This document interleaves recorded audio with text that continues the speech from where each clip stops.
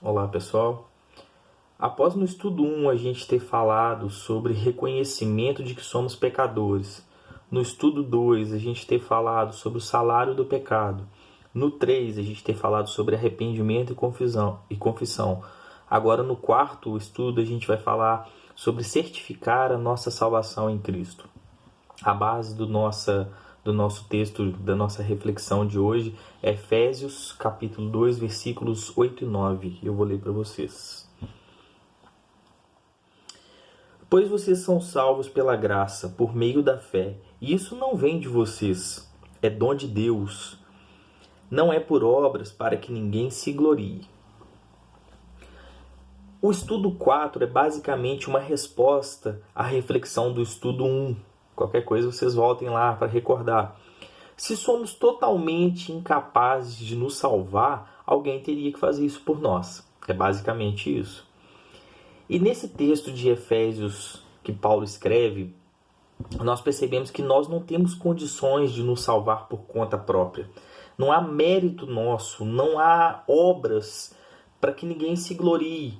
É somente pela graça de Deus, que é o que nós falamos no estudo passado, que é o fato de Deus nos dar aquilo que não merecemos, o favor imerecido.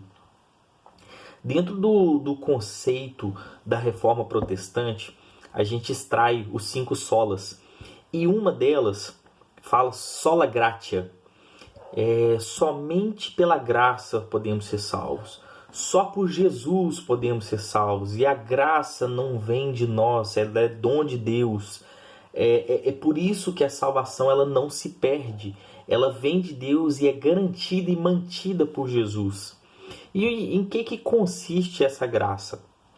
Paulo escreve aos Romanos, capítulo 5, versículo 8, que Jesus deu a vida dele em favor de toda a humanidade, em favor da nossa condição. Ele deu apesar de nós, apesar das nossas obras, apesar de saber tudo a respeito de nós e das nossas escolhas. Paulo também, quando escreve uma carta para Tito, no capítulo 2, versículo 11, ele fala que essa graça se manifesta a todos. Quando Paulo também escreve, voltando aos Romanos, capítulo 10, versículos 9 e 10, ele fala que essa graça se consiste no reconhecimento de que Jesus, ele é o nosso Senhor e nosso Salvador. E vale muito a pena focar aqui. Eu gastaria muito tempo, mas vou tentar resumir. A gente precisa ter e entender essa visão de Jesus enquanto nosso Senhor. E o que é isso? Basicamente um mestre que é superior no sentido de ele dar ordens e o seu servo obedece.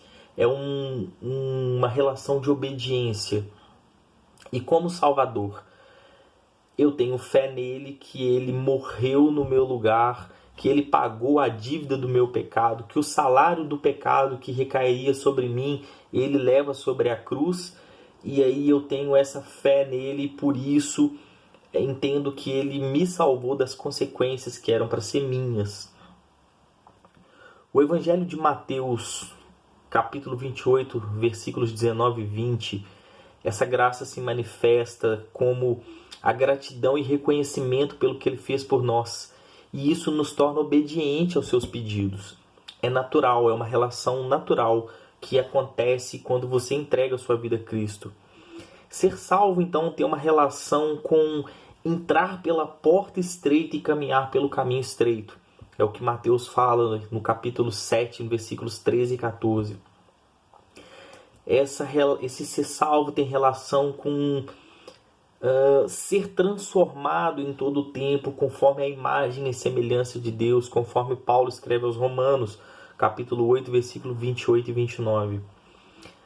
A reflexão que fica diante desse texto é que nós precisamos certificar a salvação, da nossa salvação em Cristo. Certificar a salvação é não olhar para si mesmo, mas olhar para Cristo e somente para Cristo.